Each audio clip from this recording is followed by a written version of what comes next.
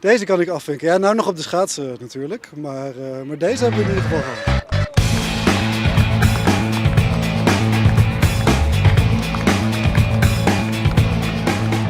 Bloeitrots. Zo trots dat ik het niet goed weet hoe ik het onder woorden moet brengen. Ja, ik vind het echt ontzettend knap wat hij gedaan heeft. Inderdaad, ik kan het nog nauwelijks realiseren, maar ik heb het volbracht. Ja. Maar ja, opgeven is ook iets wat niet helemaal bij hem hoort. Ja, familie, vrienden, ja, dat is echt dat is heel erg leuk om zo te zien.